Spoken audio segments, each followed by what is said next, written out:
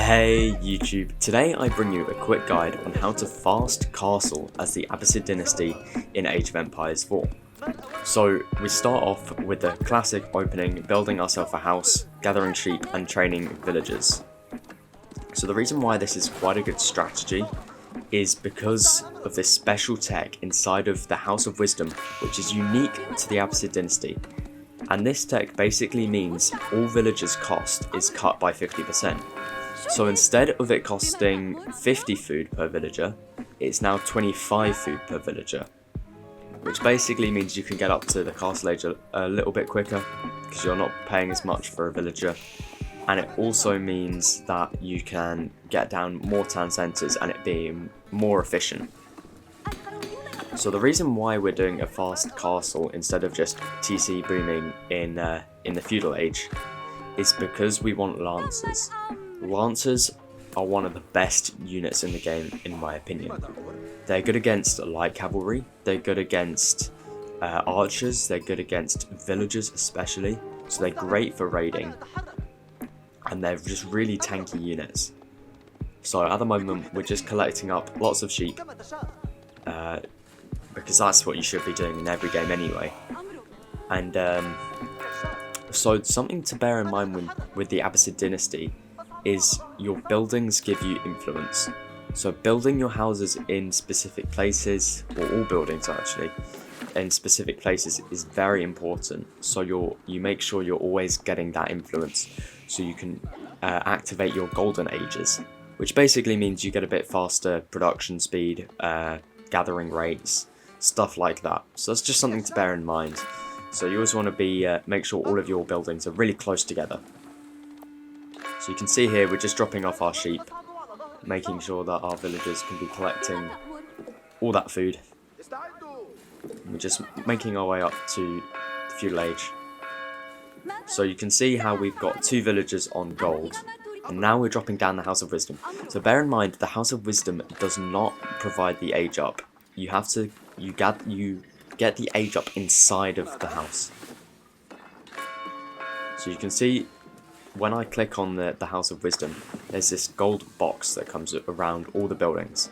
This is what influence is, and it provides the golden ages. So you've got to make sure they're all connected together. So as soon as this is built, we can go up with the economic wing, which provides us that unique tech of 50% cost reduction on villagers. So that's really important.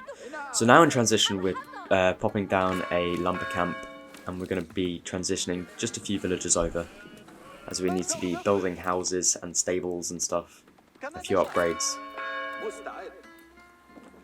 But a pretty solid age 1 right there.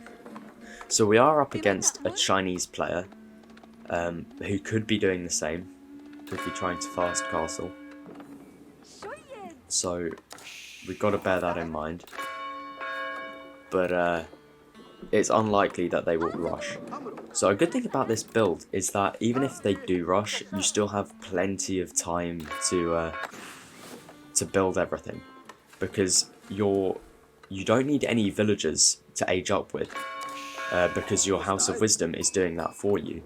So you can be idled for as long as you want, as long as the age up is going, which means then you can get up to the next stage and then you can start training lancers.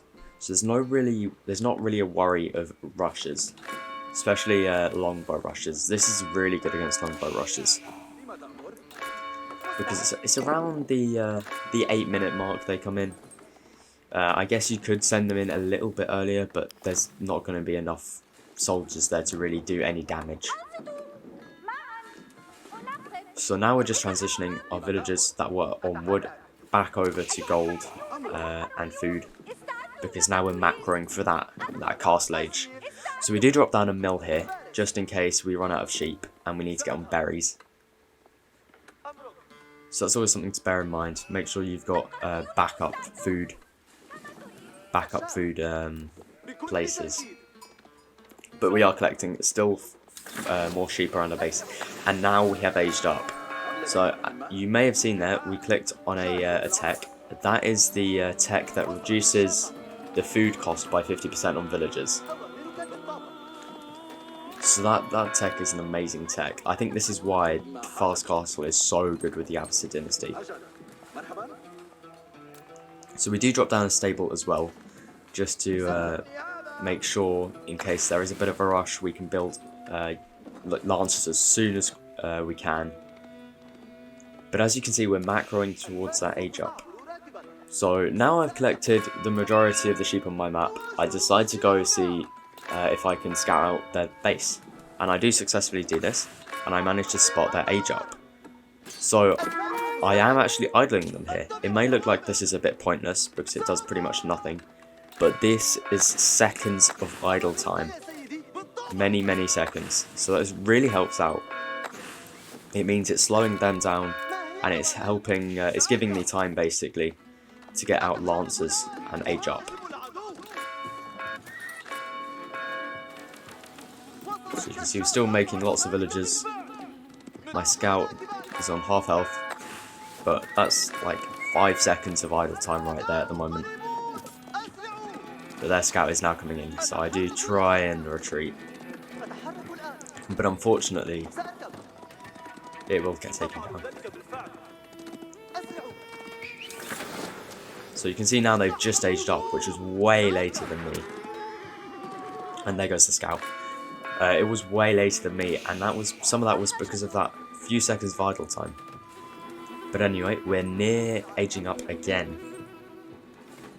So you can see we've got enough gold. Probably needed a few more of those villagers on food, but it's alright. We need gold anyway for stables, or for the lancers inside of the stables. So you can see we're just moving a few of those gold onto the berries, just to get to the next stage a little bit quicker.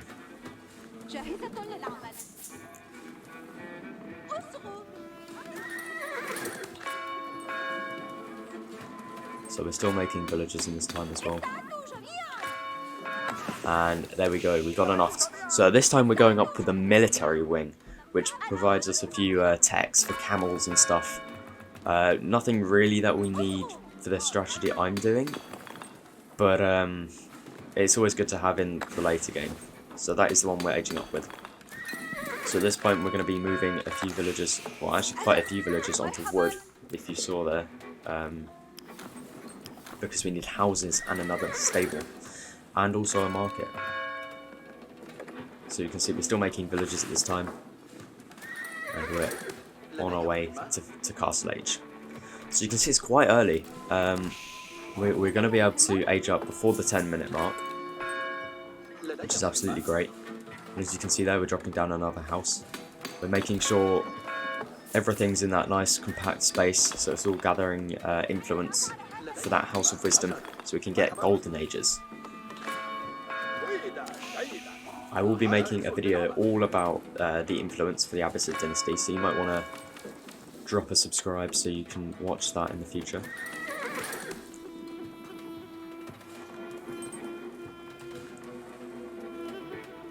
So you can see we're just macroing lots of food and gold, because we are going to be making lancers, which are pretty expensive.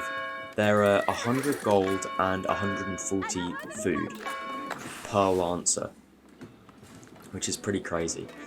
But we are almost at Castle Age, and as soon as we hit Castle we want to get all those lancers in queue. So no push yet from the Chinese player, and I'm going to be dropping down a few more houses.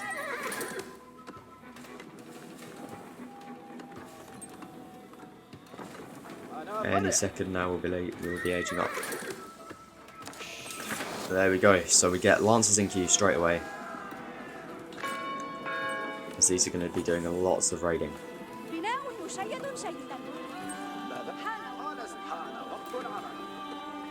And we also do start to place down a few farms, just so it's not so much of a hit when I have to transition all of my villagers over to farms.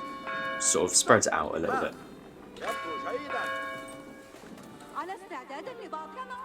And I also do drop down a mining camp for stone. This is because we want to be getting a few town centres. So we kind of want 2 more town centres, but having just 1 extra will be fine. But as you can see, we have got 2 Lancers already, and we've got 2 more in queue.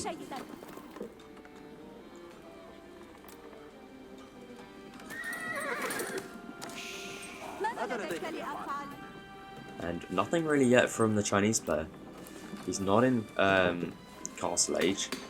He's not pushing. So it's a little bit confusing in what he's doing. But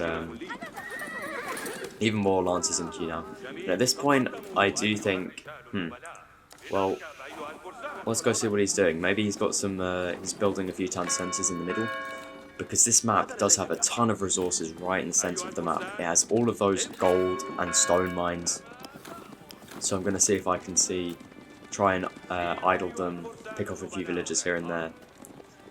And as you can see, there is our Golden Age Tier 1 activated. So this means our production's just a little bit faster, we get more gathering rates and stuff. So I'm just scouting out, seeing if I can see any villagers. But that keep that they have right in the centre there is doing quite a bit of damage to my Lancers. It's an insane range, that thing. So we are still building a few farms here and there. And now I move my Lancers into their main base. And here I actually do see a ton of villagers on the gold mine. And I managed to pick off a couple. So this is why Lancers are so powerful. If you can see there, they absolutely wreck all other cav. And there's not a lot they can do to that. So at this point I do have enough stone and wood, and I managed to build another town centre. I build it up quite central. Because that's where all the gold is, right in the centre of the map. As you can see there, we picked off quite a few villagers. We've got some more cav coming in now as well. And I managed to spot some more villagers there, and even more by the wood. So even though we're not killing villagers, we're idling them, which is just as efficient. We're slowing them down in case they're trying to get to Castle Age. So at this point he should be making pikemen. He's had enough time to put down a barracks, so he should be starting to get out some pikemen. And I spot even more villagers up here, mining the stone. He does manage to pull them away, and for some reason my units mess up and they don't kill any of the villagers, which is pretty annoying, but it's alright, we're idling them, so it's alright. So now I pull them back. And now I've got 2 town centres producing villagers at half the cost. And I do decide to drop down a few stables, sorry, a bit further up, just so it would be a little bit quicker to get out those Lancers. And we have 4 more Lancers coming in as well, just to seal the deal, because he's not looking like he's in a good position. And there it is, he has resigned. So that really does show the power of the fast castle with the Abbasid Dynasty, as they can boom heavily behind this at a lower cost than all other civilizations, and still can produce the amount of Lancers and stuff as a 1 town centre boom. So I hope you did enjoy this. If you did learn anything from this, then please do feel free to leave a like, and I will catch you in the next one.